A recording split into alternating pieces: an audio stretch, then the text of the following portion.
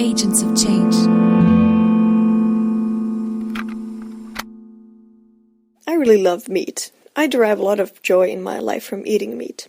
I don't think I could give that up, and I think we have to kill something to sustain our lives, states a young college student sitting down for an interview in the middle of his classes.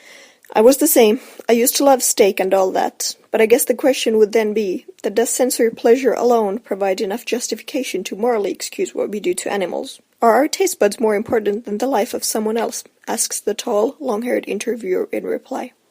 In May 2014, a young man saw an article on BBC News about a truck carrying 7,000 chickens to a slaughterhouse. The truck had crashed across the M52 in Manchester and hundreds of birds had passed. What struck him even more were the ones who were still alive, who had broken wings and broken bones. He felt really sorry for the birds, and at that point it dawned on him that he himself felt like a total hypocrite. The only reason the birds were on that truck on their way to the slaughterhouse was because he had literally paid for them to be there as a huge consumer of meat. He thought about the way he viewed the animals he ate, and he thought how they're just the same as the animals he loved.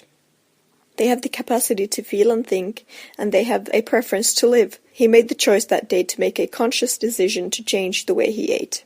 So a former KFC fan did a complete 360 and realized that the choice for him was not to consume any animal products, reduce the suffering of animals, because in a Western society with an abundance of choices for what to eat, in the end, the suffering of the animals is unnecessary.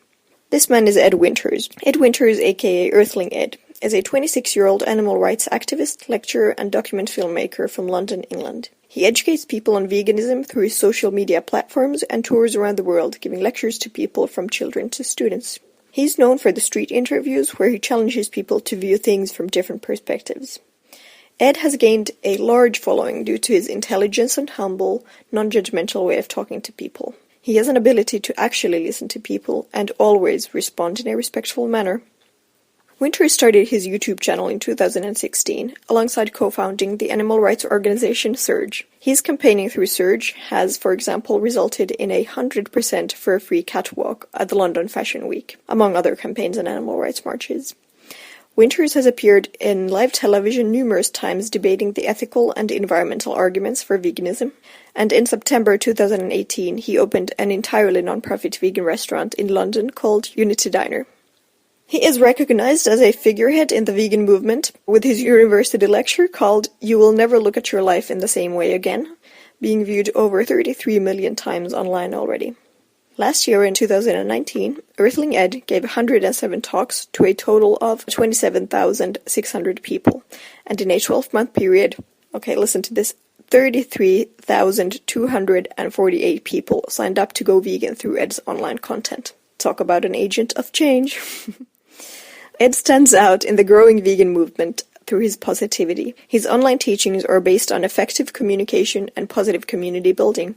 He specifically focuses on education as means in which to advocate, with a focus on philosophical and ethical arguments regarding accepting animals into our circle of moral consideration. He has been playfully referred to as the vegan Jesus due to his bearded chin and long hair, and also probably because of his unselfish and modest demeanor. He gave 2 popular TED Talks in the year 2019, and in one of them, he goes through all of the points he himself also used to make as an excuse for not being vegan, and he invalidates all of them.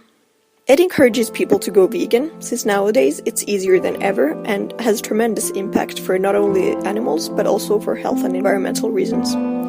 He states in his speech, "It's our personal choice whether or not we consume animal products, in the same way it's our personal choice to abuse a dog. To imply that it's morally justifiable to use animals because it's a personal choice would mean that every action that we make as humans must also be morally justifiable, because every action is a personal choice.